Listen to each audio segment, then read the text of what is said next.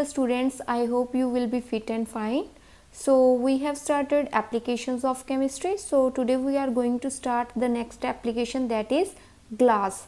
Means we can see here that where the chemistry is applied in case of glasses.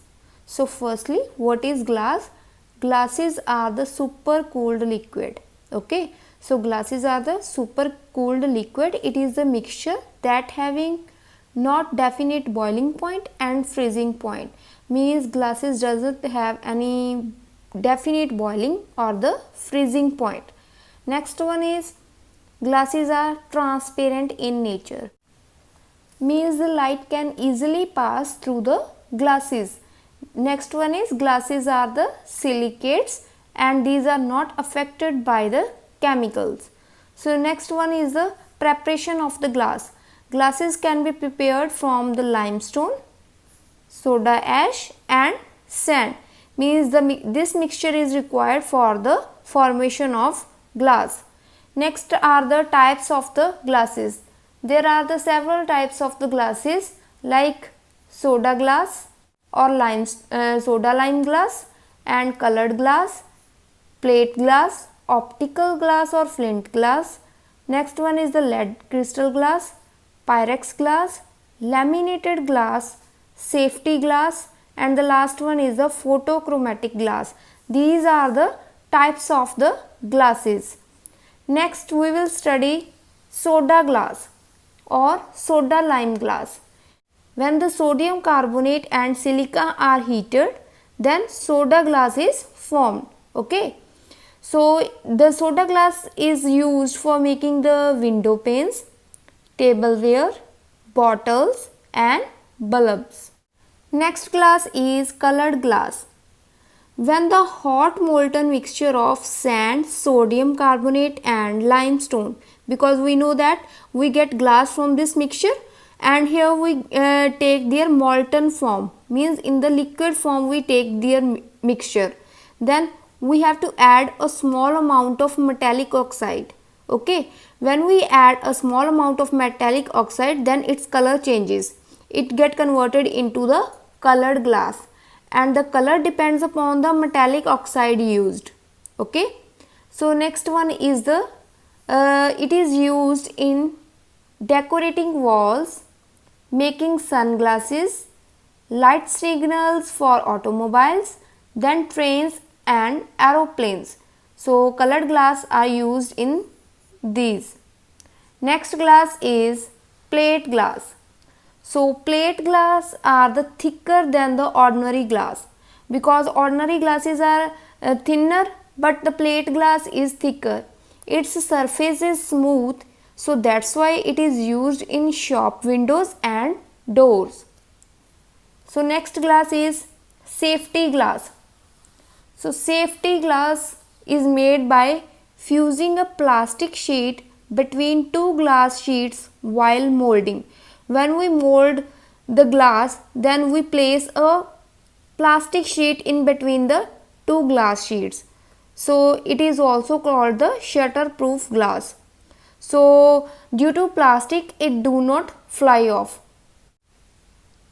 You must have noticed that the broken window panes of the bus or the car still in its place. This is because of the plastic, that the broken piece of the glass that is stick to the plastic, so that's why they do not fly. So next is it is used in bulletproof screens. Next is the laminated glass. Laminated glasses are also called the bulletproof glasses. So these are stronger than that of the safety glasses. So that's why we can say that it is a bulletproof glass. So it is used in aeroplanes, windshields of cars. Next glass is optical glass or flint glass. So optical glasses are softer glasses and these are used in the manufacturing of lenses, prisms and optical instruments. Next glass is Pyrex glass. Pyrex glass is heat resistant, means it doesn't allow the heat to pass through them, means it stops the heat outside. So that's why it is used in the laboratory equipments, that is any beaker, any flask. Due to the Pyrex glass, the laboratory equipments are not heated. Next is a photochromatic glass. Photo means light and chromatic means color, means in the presence of light they changes their color. So the darker shade appears when exposed to the bright light and the original lighter shade in the dim light, means the dark shade is obtained in the bright light and the light shade is obtained in the dim light. So these are the color changing glasses, that are the photochromatic glasses, means that changes their color in the presence of light. Next is the lead crystal glass. So lead crystal glass is having maximum brilliance, means these are shiny in nature and having high refractive index. So that's why these are used in high quality art objects and expensive glasswares, because these are shiny in nature. So next topic is soaps and detergents. So what are the soaps? Soaps are the sodium salts of fatty acids. And what are the detergents? Sodium salt of benzene sulfonic acid. So when the vegetable oils react with the caustic soda, a passive mass is obtained, that is called soap. So soap is obtained from the vegetable oils when they react with the caustic soda. Next we will see the cleansing action of the soap and detergents. Here is the soap molecule. This is the diagram of the soap molecule. Its one end is attached with water and the other end is attached with dirt. We can see now the cleansing action of the soap step by step. So for this you have to open your page number 20. Then this is the step number 1. Here when soap solution comes in contact with the dirt particles, these are the dirt particles. So these are the soap molecules. Okay.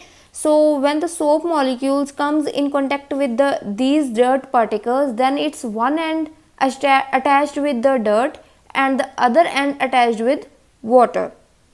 Then what will happen in the second step? You can see here that a circular arrangement is formed, means these soap molecules are placed in a circular fashion.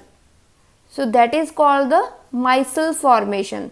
This is the formation that is called the micelle formation. Then after that, when we rub that cloth, then this micelle moves away carrying the dirt along with them. So our cloth becomes clean. So here you can see this is the dirt particles, and you know that the soap molecules one end is attached with the dirt. So this is the end that is attached with the dirt. So the circular arrangement is formed, that is called the micelle formation. When we rub that cloth, then this micelle moves away from the cloth and the cloth becomes clean.